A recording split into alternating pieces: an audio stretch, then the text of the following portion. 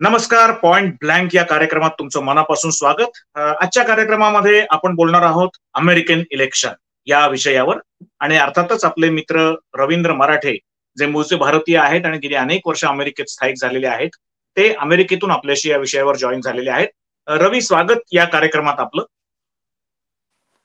या कार्यक्रमामध्ये मागच्या वेळेला आपण बोललेलो होतो की कमला हॅरिस यांची अधिकृत उमेदवारी आता लवकरच जाहीर होणार आहे आणि एक 40 तासांपूर्वीच त्यांनी अधिकृत उमेदवारीच्या पत्रावर सही केलेली आहे.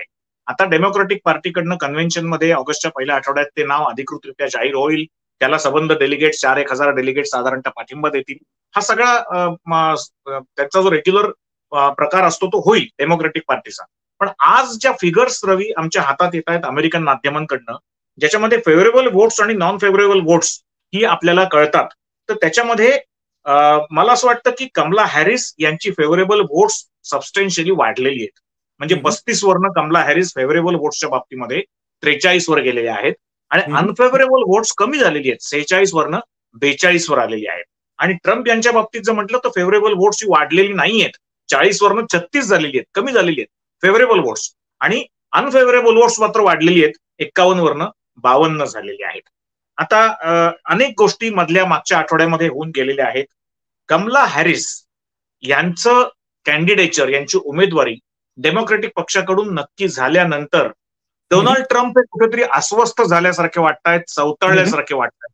आणि त्यांनी एक आरोपांची राळ त्यांच्या नेहमीच्या अत्यंत उद्धट किंवा उत्तम भाषेमध्ये कमला हॅरिस यांच्यावर सुरू केलेली आहे. त्याच्यामध्ये त्यांना त्या मोस्ट अनपॉप्युलर नेते म्हणलेले आहेत, अकार्यक्षम नेते म्हणलेले आहेत. त्याच्यानंतर त्यांच्या कारकिर्दीमध्ये, कमला हॅरिस यांच्या उपाध्यक्ष पदाच्या कारकिर्दीमध्ये परराज्यांमधून किंवा परराष्ट्रांमधून येणाऱ्या इलिगल इमिग्रंटचा प्रश्न वाढला असं त्यांनी म्हटलंय. आणि त्यांना जर निवडून दिलं तर अमेरिकेच्या इतिहासातील सर्वात अकार्यक्षम असे अध्यक्षांना तुम्ही निवडून द्याल, असं कालच त्यांनी बोलताना म्हटलेलं आहे. काल ते, मला वाटतं, बिलिव्हर्स समिटमध्ये बोलत होते आणि तिथे त्यांनी ही अशी विधानं इरेटिक केलेली आहेत.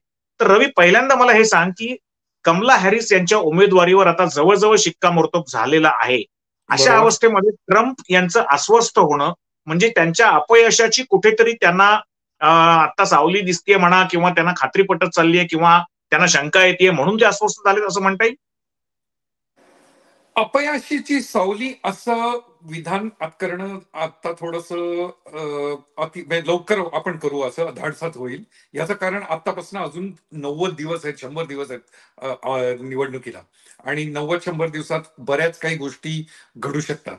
हॅरिस यांची उमेदवारी आता जाहीर झाल्यापासून जेमतेम अजून महिना पण झालेला नाही. त्यामुळे ज्याला हनीमून पिरियड असा जो वर्णन केला जातो, नवीन जेव्हा गव्हर्नमेंट येतं किंवा नवीन येतो, तर तो त्यांचा तो पिरियड चालू आहे.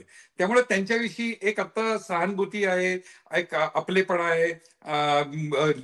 विशेषतः स्त्री मतदारात त्यांच्याविषयी आपुलकी आहे, त्यांच्या गर्भपातावरच्या भूमिकेमुळे.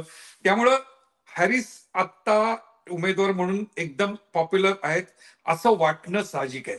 पण ट्रम्प जे आता तुझे वर्णन केलंस की ते उद्दाम आणि उद्धट भाषेत हॅरिस यांच्यावर टीका करतात, ते काही नवीन नाहीये. म्हणजे ट्रम्प यांची ही भाषा त्यांच्या विरोधकांविषयी ही सदैव अशीच असते. आणि याचा अर्थ असा पण नाहीये की ते कुठं घाबरलेत वगैरे, असा त्याचा अर्थ घ्यायची काही गरज नाहीये. कारण ही त्यांची नेहमीची प्रथा आहे की जो कोणी विरोधक असेल त्या विरोधकावर मनाला येईल ते आरोप करायचे, वाटेल ते खोटे नाटे आरोप करायचे, आणि ज्याला आपण एक अनपार्लमेंटरी लँग्वेज असं आपण ज्याला म्हणू, अशा भाषेत ते बोलतात. हा त्यांचा स्वभाव आहे. त्यामुळे हे त्यांचं जे आता जे चाललंय यात आश्चर्य त्या अर्थाने काही नाही. मला एक आणखीन विचारायचं आहे की कमला हॅरिस यांनी आपल्या प्रचाराची स्ट्रॅटेजी आखताना आता कुठेतरी यंग वोटर्सना मध्ये आपल्या केंद्रित लक्ष केलेलं आहे असं दिसतंय. त्याचं कारण बरेचसे यंग वोटर्स त्यांच्याकडे झुकतायत, ती फिगर सुद्धा वाढतीये. आणि फंडिंगच्या बाबतीत सुद्धा त्यांनी जे काय आता मला वाटतं बरंच $200 मिलियन त्यांनी काही फंडिंग गेल्या मागच्या 2 आठवड्यामध्ये, त्यांनी 1-1.5 आठवड्यामध्ये गोळा केलेलं आहे कॅन्डिडेटचे जाहीर झाल्यानंतर. त्याच्यामध्ये सुद्धा युथचा फार मोठा वाटा आहे असं बोललं जातंय. तर हे कसं काय घडतंय आणि हे का घडतंय? हा, तर पहिली गोष्ट ते 200 मिलियन जी फिगर आहे ती नक्कीच महत्वाची आहे. कारण एवढ्या थोड्या दिवसात 200 मिलियन डॉलर रेज करणं हे नक्कीच कौतुकास्पद आहे. आणि त्यातनं एक लक्षात येतं की सामान्य ज्यांनी कोणी मदत केली त्या लोकांना हॅरिस पाहिजेत, किंवा आपण असं म्हणू त्यांना ट्रम्प नकोय. म्हणजे असं आपण दोन्हीकडनं त्याचा विचार केला पाहिजे. त्या कमला हॅरिस यांचं यंग जनरेशन किंवा जे तरुण पिढी आहे त्या तरुण पिढीला कनेक्ट व्हायचे त्यांचे खूप मोठे प्रयत्न चालू आहेत. आता त्यांचा एक कनेक्ट विथ युथ नावाचा एक वेगळा त्यांनी प्रोग्राम आता केलेला आहे. आणि त्या त्या काय करतायत सध्या, त्या कनेक्ट विथ युथ प्रोग्राम नंतर वेगवेगळ्या ज्या विद्यापीठ असतात त्या विद्यापीठातले जे विद्यार्थी आहेत त्या विद्यार्थ्यांशी ते संवाद साधतायत. आणि प्रत्येक ठिकाणी अर्थात त्या स्वतः संवाद साधतात असं नाही, काही ठिकाणी रेकॉर्डेड असतं. पण त्यातनं एक नवीन पिढीला मेसेज जातोय की या तरुण आहेत, या बाई आहेत आणि यांचे प्रगतिशील विचार आहेत आणि त्या आम्हाला प्रत्यक्षात येऊन जरी भेटत नसले तरी डायरेक्ट अपील करतायत. त्यामुळे ते कनेक्शन जे आहे, जे ट्रम्प आता तरुण पिढी बरोबर ट्रम्पचं नाहीये, तर त्यांनी तो विचार करून ते मात्र अतिशय एक चांगली स्ट्रॅटेजी असं म्हणता येईल असं ते करतायत की तरुण पिढीशी कनेक्ट विथ युथ हा प्रोग्राम त्यांनी लॉन्च केलेला आहे.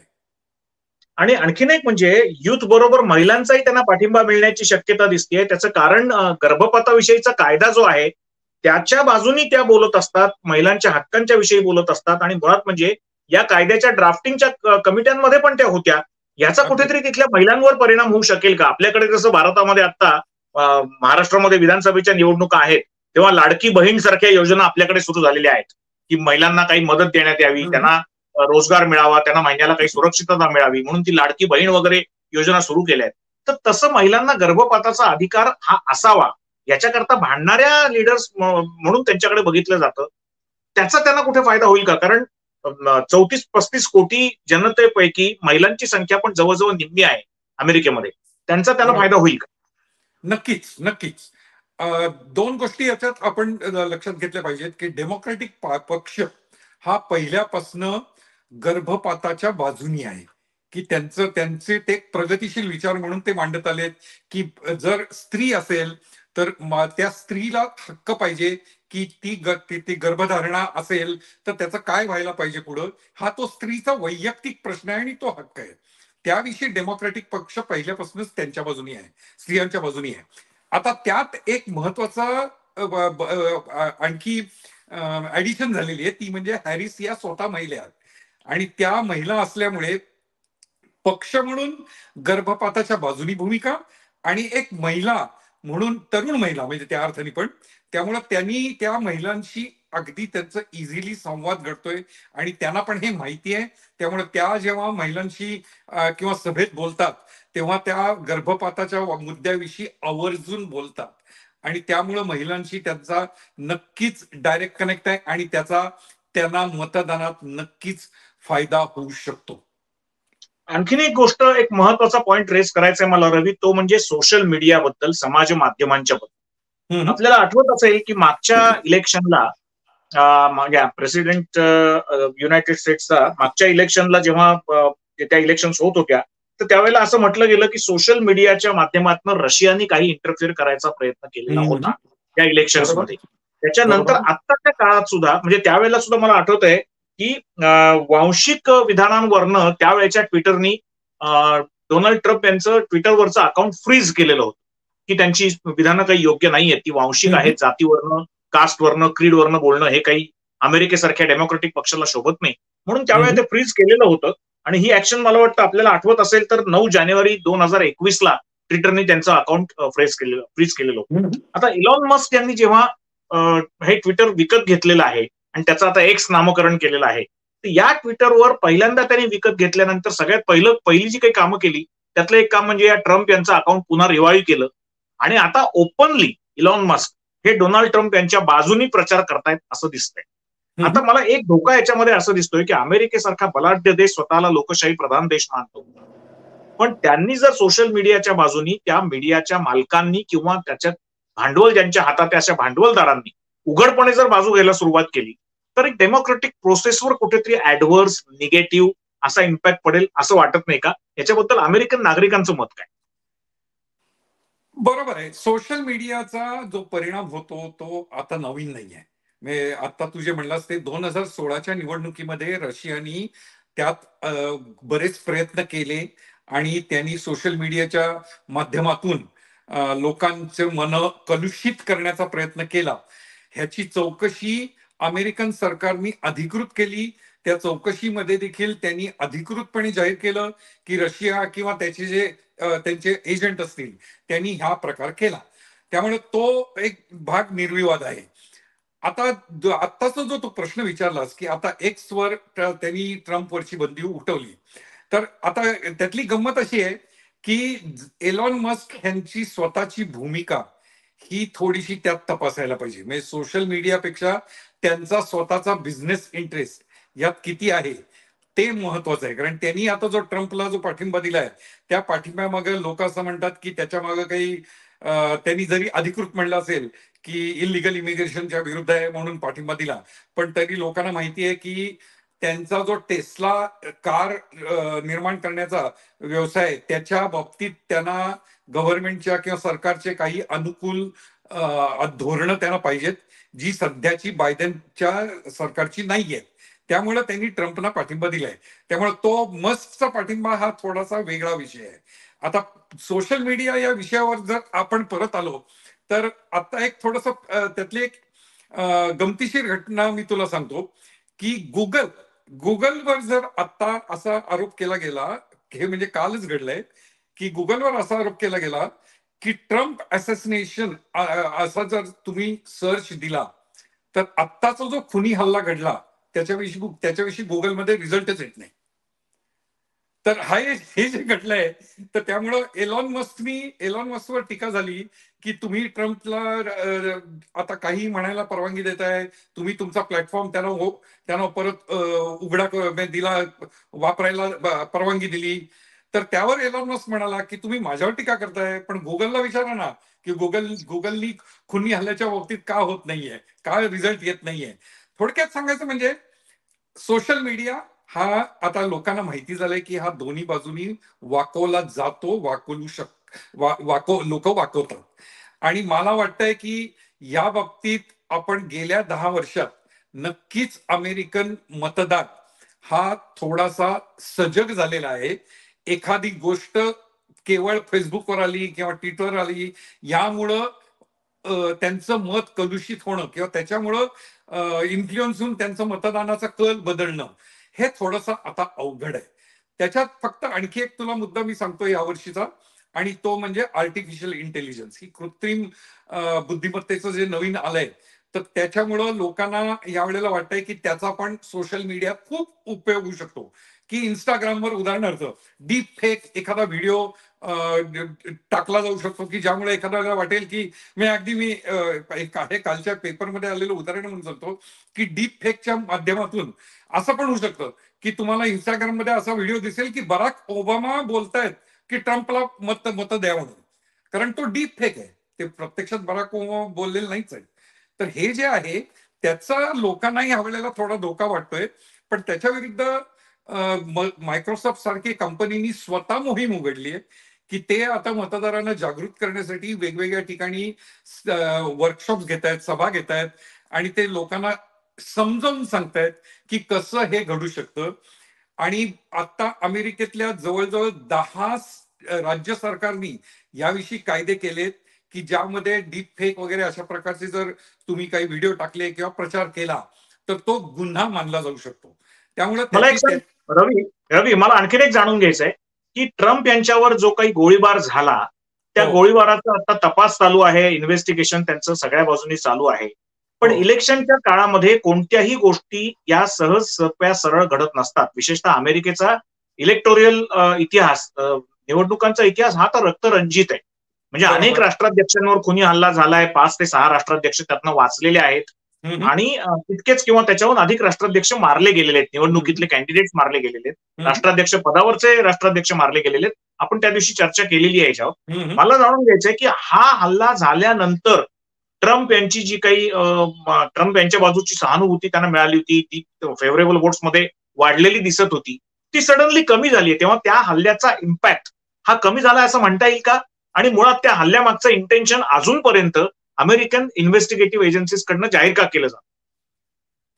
पहिल्या प्रश्नाचं उत्तर की आपण आपल्या चर्चेत त्यावेळी देखील म्हणलं होतं की या हल्ल्याचा सहानुभूती म्हणून वाटली लोकांना तरी ती तात्पुरती असणार, हे आपण त्यावेळेला आपल्या चर्चेत म्हणलेलंच होतं की याचा सहानुभूतीचा निवडणुकीच्या निकालावर परिणाम व्हायची शक्यता नाही असं आपण त्यावेळेला बोललेलो होतो. त्यामुळे ती सहानुभूती आता कमी होणं हे नैसर्गिक आहे. कारण त्यावेळेला ज्या वेळेला कुणी हल्ला घडतो त्यावेळेला कोणालाही वाटतं की लोकशाहीमध्ये अशा प्रकारे गोष्टी होता कामा नयेत आणि एखादी व्यक्ती जी आपली अमेरिकेची राष्ट्राध्यक्ष होती आणि आता ज्याला परतवायचंय तिच्यावर असा हल्ला होणं योग्य नाही, हे कुठल्याही मतदाराला वाटणं साहजिक आहे, भले तो डेमोक्रेटिक पक्षाचा पाठिंबा देणारा माणूस असला तरी. त्यामुळे ती सहानुभूती होती, पण आता ती वेळेनुसार ती आता कमी होत चाललेली आहे. आणि दुसरा तुझा कुठला मुद्दा होता? सॉरी मी नाही, दुसरा मुद्दा असा होता की त्याचा इम्पॅक्ट कमी झाल्यामुळे आता फेव्हरेबल आणि नॉन फेव्हरेबल वोट्सवर त्याचा इम्पॅक्ट दिसतोय. अरे तू हा फेव्हरेबल आणि नॉन फेव्हरेबलचा जो तू मुद्दा काढलास ना, आणि सुरुवातीला अगदी आपला आज चर्चा चालू झाली त्यावेळेला तू देखील काही फिगर्स वाचून दाखवल्या, तर त्यातली एक गंमत तुला सांगतो की आणि हे कालच्या इथल्या एका ह्याच्या फ्लोरिडाच्या एक मायामी ट्रिब्यून नावाचा वेल नोन पेपर आहे. म्हणजे तुला जर माहिती असेल की इंटरनॅशनल हेरॉल्ड ट्रिब्यून नावाचं एक वर्तमानपत्र असायचं, तर ते मायामी ट्रिब्यून आता त्यांनी अधिकृतरित्या टेक ओव्हर नाही केलं, पण त्या प्रकारे ते चालवतात. तर त्यांनी एक छान त्या बाबतीत एक मत मांडलं की ते म्हणाले की सॉरी तर मी सांगत होतो की त्यांनी असं मत मांडलं की आपण जे बोलतो या संदर्भात की बाबा ह्याचा परिणाम काय होणार, कसं होणार, तर त्याचं काही तितकं खरं नसतं. म्हणजे ते तात्पुरतं असतं आणि ते लगेच विरून जातं, असं त्यांचं म्हणणं आहे. बर, मला आणखीन एका वेगळ्या मुद्द्याकडे तुला आणायचंय. आता डेमोक्रेटिक पार्टीनी जवळजवळ ऑफिशियली फक्त त्याचं कमला हॅरिस यांचं नाव कन्व्हेन्शन मध्ये ऑगस्टच्या फर्स्ट वीक मध्ये अनाऊन्स होईल, पण शिक्कामोर्तब तो त्याच्यावर झालेला आहे. अशा परिस्थितीमध्ये कमला हॅरिस आता नेमकं त्यांचा व्हाईस प्रेसिडेंट कॅन्डिडेट म्हणून कोणाला नक्की त्या उभं करू शकतात, त्यांची प्रॉबेबल नावं काय आहेत, त्याच्या निवडीचे निकष काय असू शकतात, आणि आता मोठ्या प्रमाणावर युथ त्यांच्याकडे आकृष्ट होतोय. त्यामुळे त्यांचा स्वतः त्या ट्रम्प यांच्या तुलनेमध्ये यंग आहेतच, अजून 60 सुद्धा त्यांची पूर्ण झालेली नाहीये, 60च्या अलीकडच्या उंबरठ्यावर त्या आहेत. पण अशा वेळेला त्या कशा प्रकारचा कॅन्डिडेट निवडतील, कोणाची नाव आहेत तिकडे, काय सांगा? राजकारणाच्या अर्थाने विचार केला तर आता त्यांची ते जे यार्डस्टिक म्हणता येईल आपल्याला ज्या निवडायच्या, तर त्या महत्वाच्या 3 आहेत. ते तर एक तर म्हणजे ती व्यक्ती जी कोणी त्या निवडतील ती व्यक्ती तरुण पाहिजे. आता तरुण म्हणजे मी म्हणलं तसं 40-50-60 या एजच्या रेंजमध्ये पाहिजे. दुसरं आता महत्वाचं काय आहे, कमला हॅरिस या स्त्री आहेत आणि त्या नुसत्या स्त्री नाही आहेत, तर त्या वर्ण त्यांचा अलग आहे. त्यामुळे तो जो अलग वर्ण असल्यामुळे त्यांना ते जे आता उमेदवार निवडतील, त्यांचा साथीदार किंवा उपराष्ट्राध्यक्षपदाचा उमेदवार निवडतील, तो बॅलन्स करावा लागेल. तो नक्कीच त्यांना नुसताच ते पुरुष उमेदवार असेलच, पण तो श्वेतवर्णीय असा असणं हे अत्यंत नैसर्गिक आहे. त्यामुळे श्वेतवर्णीय पाहिजे, पुरुष पाहिजे आणि तरुण पाहिजे, हे 3 महत्वाचे यार्डस्टिक असणार आहेत. आणि अर्थातच चौथा यार्डस्टिक जो असणार आहे की त्या उमेदवाराची निवडून येण्याची क्षमता किंवा त्या उमेदवारामुळं हॅरिसना जी मतं मिळतील त्यात काही वाढ होऊ शकते का, आणि त्या वाढ होऊ शकताच्या अनुषंगाने जर विचार केला तर पेन्सिल्व्हेनिया आणि अरिझोना या 2 स्विंग स्टेटमध्ये 2 अतिशय प्रबळ उमेदवार आहेत. मार्क केली जे अरिझोनात आहेत ते एक आहेत आणि पेन्सिल्व्हेनियाला शापिरो म्हणून आहेत. तर दोघांचेही नावं आत्ता दावेदार आहेत आणि त्यांचं पारडं थोडं जड आहे, कारण ते स्विंग स्टेटला स्वतः बरोबर डेमोक्रेटिक पार्टीकडे ओढून आणू शकतात. बरोबर आहे. मला वाटतं अजूनही 2-4 नावं आहेत. तू म्हणालास तसं जेबी प्रिटकॉर आहेत इलिनॉइस मधनं, ख्रिस सुनुनू आहेत हॅम्पशायर मधनं, आणि आणखीनही मेरीलँड मधनं पण मला वाटतं वेबमोर नावाचे आहेत, ते पण ग्रस्त आहेत. आता याच्यामध्ये तू सांगितल्यास त्या सगळ्या यार्डस्टिक अप्लाय करून त्यातलं पॉलिटिकल मंथन करून कोण फायद्याचं होऊ शकतं आणि विनेबिलिटी कोणाची आहे हे सुद्धा मला वाटतं भारतासारखंच अमेरिकेतही लक्षात घेतलं जात असणार. तर मला असं वाटतं की आपण बऱ्याच मुद्द्यांवर चर्चा केलेली आहे आणि आता प्रचाराचं रंगरूप सगळं बदललेलं आहे. म्हणजे ट्रम्प यांचा त्रागा वाढलाय याचं कारण त्यांच्या समोर आता याच्या आधीचे वीक वाटणारे कॅन्डिडेट नाहीयेत.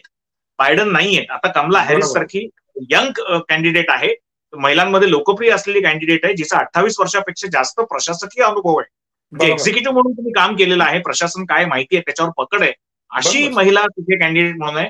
म्हणून ट्रम्प यांचा त्रागा वाढलेला आहे. ते वाटेल त्या भाषेत त्यांच्यावर टीका करतायत, ते अकार्यक्षम आहेत, पॉप्युलर नाही आहेत, त्यांच्याच कारकिर्दीमध्ये जास्त इमिग्रंट्स आले इलिगली अमेरिकेमध्ये, तेव्हा त्या निवडून येणं शक्य नाही वगैरे अशा वल्गना ते करतायत. त्यांचा कॉन्फिडन्स कदाचित त्यांच्यापाशी असेल, पण येणारा काळ ठरवणार आहे की कमला हॅरिस ज्या वेगाने जे प्रचंड अट्रॅक्ट करतायत युथला, महिलांना आणि जास्ती फंड रेझर्सना किंवा फंड्सना सुद्धा, फंड देणाऱ्यांना, इन्व्हेस्टर्सना सुद्धा, त्या पद्धतीने इतकं साधं आव्हान हे नक्कीच नाहीये. मला असं वाटतं रवी, याच्या पुढच्या एपिसोडमध्ये आपण बोलत राहणार आहोत. या एपिसोडमध्ये आपण सहभागी झालात त्याबद्दल मनपूर्वक आभार. या एपिसोडमध्ये इथेच थांबूयात. आपण काही बोलायचं रवी तुम्हाला? एक इंटरेस्टिंग गोष्ट सांगतो. ट्रम्प जेव्हा आता हॅरिसवर आरोप करतात आणि त्या आरोपांना उत्तर काय असं जेव्हा पत्रकार किंवा मीडिया हॅरिसला विचारतात किंवा हॅरिसच्या टीमला विचारतात, तेव्हा ते फक्त बाकीचं जे बोलायचं ते बोलतातच, पण ते महत्वाचं वाक्य बोलतात, he is a convicted fallen. अच्छा. म्हणजे ते प्रत्येक रवी, खरी गंमत येणार आहे ती पुढच्या डिबेटमध्ये येणार आहे, कारण अजून 4 राऊंड बाकी आहेत. मागच्या डिबेटमध्ये बायडन कमी पडले, आता कमला हॅरिस आहेत, त्या सडेतोड उत्तर देतील तोंडावर त्यांच्या, अशी जनतेची अपेक्षा आहे. तर ते डिबेट आता पुढचं, मला वाटतं पुढची वेगळी वाहिनी कुठली तरी, आधीचं सीएनएननी केलं मागच्या महिन्यातलं, आता पुढचं डिबेट हे वेगळ्या वाहिनीकडनं होईल. बरोबर. पण त्याच्या बाबतीत आता एक नवीन बातमी अशी आहे की ट्रम्पच्या पक्षाने, त्यांच्या टीमनी असं सांगितलेलं आहे की आम्ही त्या चर्चेत सहभागी होणार नाही, आणि त्याचं कारण त्यांनी असं दिलंय की आम्ही जेव्हा मान्य केलं चर्चेत येणं तेव्हा बायडन उमेदवार होते, आता हॅरिस उमेदवार आहेत, त्यामुळं आमची कमिटमेंट ही हॅरिसच्या विरुद्ध नाही. आता ही मला असं वाटतं रवी की हा रडीचा डाव आहे. त्याचं कारण कॅन्डिडेट केवळ लक्ष वेधून घेण्यासाठी एक स्वतःचा गेम आहे तो, आणि मला नाही वाटत हे वर्कआउट होईल असं, किंवा अमेरिकन जनतेला सुद्धा फारसं हे अमेरिकन जनतेलाही रुचणार नाही, तरुणांना रुचणार नाही. त्यांनी त्यांचे विचार मांडावेत, ते त्यांच्या अग्रेसिव्हली आणि पार्लमेंटरी भाषेत मांडावेत, अशीच अमेरिकन जनतेची अपेक्षा असेल. आणि कमला हॅरिस त्याला काय असेल ते उत्तर देतील. चॉईस हा अमेरिकन जनतेचा आहे, चॉईस हा या दोघांचा नाही आहे. या दोघांनी समोरासमोर आलंच पाहिजे. ते अमेरिकेचं कन्व्हेन्शन आहे, अमेरिकेचा प्रेसिडेन्स आहे, ती परंपरा आहे, आणि मला वाटतं ती पुढे चालू राहील असं वाटतं मला. ऐन वेळेला त्यांना विचार बदलावा लागेल, नाहीतर कमला हॅरिस बाजी मारून जातील, त्या स्वतःचे स्टेटमेंट त्या बाजी मारून जातील. तेव्हा बघत राहूयात आपण काय होतंय ते. तुर्तास आपण या एपिसोडमध्ये थांबूयात. रवी, या एपिसोडमध्ये सहभागी झालात त्याबद्दल मनपूर्वक आभार. आणि दर्शको, तुम्ही बघत राहा पॉइंट ब्लँक आणि अमेरिकन इलेक्शन्स. नमस्कार.